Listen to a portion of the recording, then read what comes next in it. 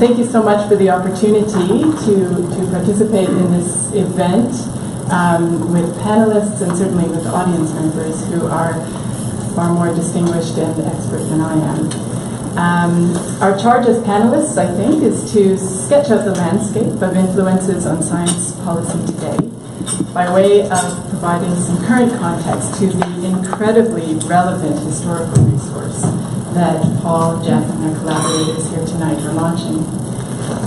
For my part, I've spent the last several years, as Monica said, observing the evolution of the Canadian science system from what I like to call an insider's outside perspective. My Canadian experience is grounded within the Federal Granting Council system, but for the past several years, as you know, I have served as Chief of Staff of the Prime Minister's Chief Science Advisor in New Zealand, which also housed the Secretariat and continues to house the Secretariat for INSA, the International Network of Government Science Advice. And so what I'll do is I'll try to share some observations that my time outside of Canada with INSA, with the NZCSA, and with the Small Advanced Economies Initiative has allowed me to develop. And I really make these observations, I think, using two lenses. The first is a comparative lens, and by that I mean an interest in the similarities and differences in science policy across nations.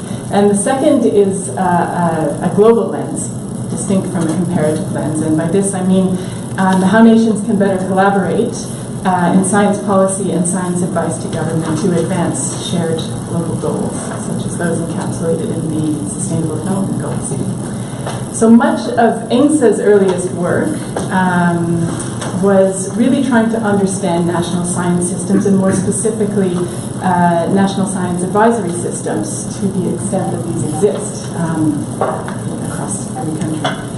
And here I really appreciate, Jeff, your emphasis in the book and the chapter around the distinct advice for policy and policy advice for the science system.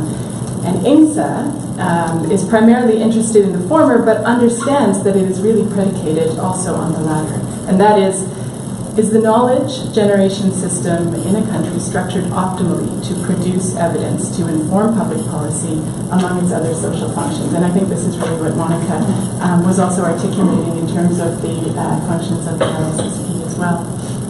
So as a good science policy comparativist, I'll resort to the self-evident, which is that no one size fits all, despite the best efforts of the OECD. So here are my observations. Really two major observations. Number one, history matters. So Jeff, I'm sure you'll appreciate that. History does matter.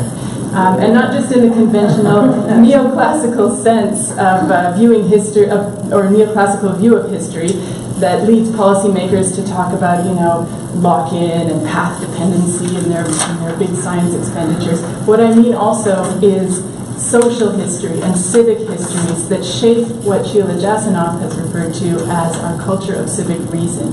These matter. These are histories that shape our core policy beliefs and in turn our attitudes towards science and its place in our economies and our public decision-making architecture. Whether science is valorized, what is its social function, and creating that overarching narrative. The comparative differences here cannot be taken for granted. So for instance, from my own experience, what I've found is that countries with long-standing academic institutions, long-established national academies, and few natural resources will start from a different place in their relationship to science and innovation than, for instance, younger countries that have long been able to depend on natural resources as an economic backbone. Evidence may be mobilized in different ways or not at all. The discussions of trade-offs will become more or less explicit. Science policy will take on very different flavors. And from the perspective of science advice, styles of governance matter. We are finding this, especially in our work globally with INSA. INSA undertakes capacity building workshops, for instance, that are increasingly becoming involved in helping the institutional structuring for science advice in low and middle income countries.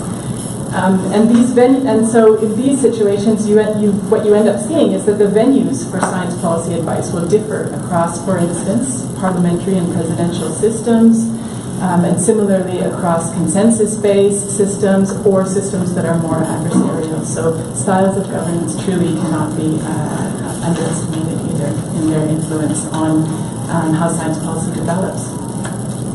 So just to wrap up, turning now to the comparative lens, from the comparative lens, to a more global one, we can see why our knowledge of these institutional and social histories and styles of governance are so important.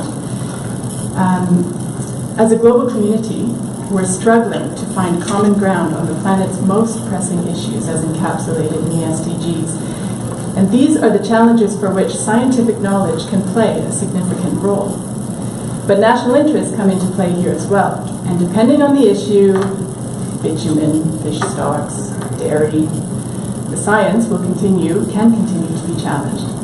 But to understand the science policy machinery of a country is to understand the country's culture of science, including its overarching science policy narrative. And understanding this is what can open doors to more collaborative and inclusive global conversations that we believe are needed today. Thank you.